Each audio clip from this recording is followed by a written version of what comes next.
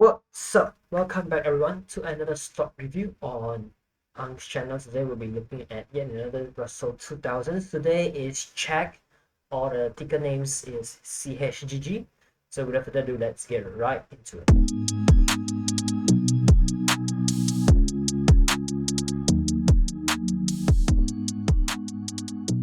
So over here we can observe from the 200 MMA, you can actually expect that this is actually a company that experienced a very huge drawdown. Well, not a very, but terribly huge drawdown.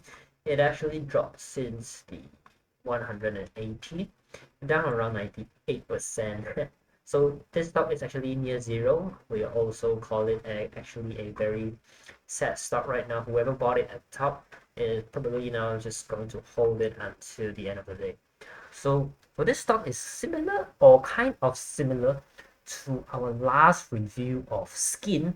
The format is whereby the company has had a very huge surge and afterwards it just crashed and nearly go to zero almost. So without further ado, let's get right into the fundamentals. So over here we have the revenue for Chegg, and over here you can actually observe the revenue itself is actually quite significant, quite good, and especially at top during the year of 2020, because I guess that is where the time COVID happens. So in terms of online resources, online answers, Chegg is a way to go.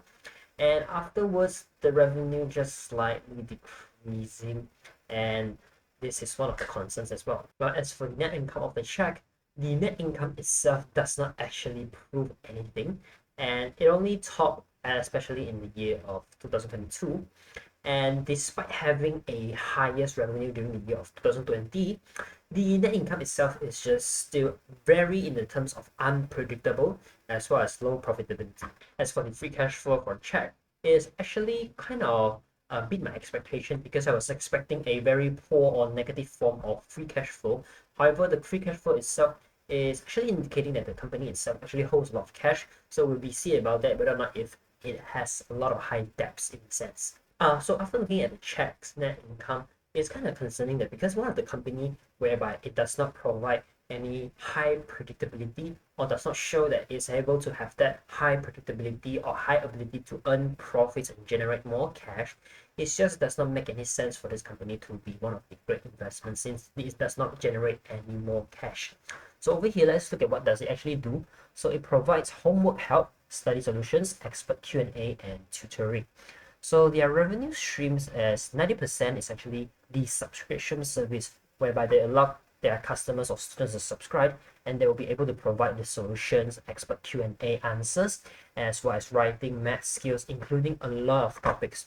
They also have required materials such as textbook rentals and sales. Other revenue including advertising, partnerships, skill certification programs, as well as data insights and partnerships with universities. So for its strengths and weaknesses, the strength is actually a very recurring subscriptions revenue. So over 80 to 90% of the revenue come from subscriptions to let the students to have Chegg study, answer solutions to different complex questions, help them with their assignments and homeworks. So they provide stability and predictable compared to one-time sales.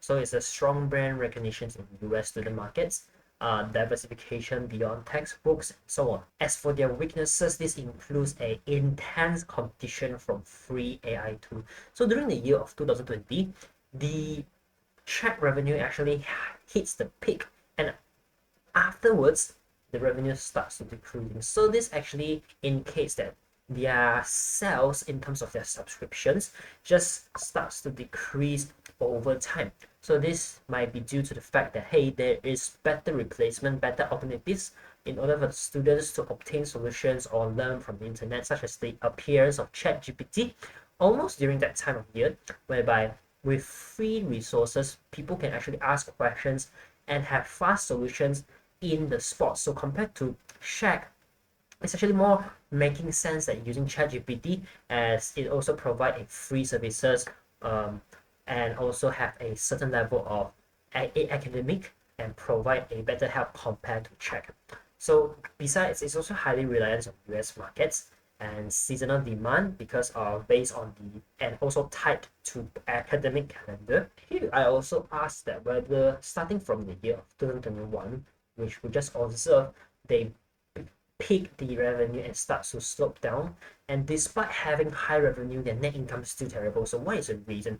So the reason of the decreasing over the revenue is as because there is better alternative. For example, ChatGPT in late 2022, which affects the Chegg's business because of, as we mentioned, instant and free homework help, and also was impacting the subscriber growth. So the stock actually went down a lot. So the business model just does not work anymore as usually to provide and being able to provide that recurring revenue over long run, because there's just better alternatives and the sales growth is just declining over the years since it was 2021. So one of the reasons of a very low predictability and unprofitability of the company with low and negative net income is due to the fact that they have very high operating expenses. So they spend on technology and contents, marketing, advertising aggressively to acquire new subscribers, new students each year. So their expenses actually higher than the profits. So the net income actually looks weak. So Chegg itself lose its business model, business advantage. We can actually is being reflected through decreasing revenue as well as its long-term losing and low unpredictable profits or negative profits, which just showing that this company just does not make any sense anymore.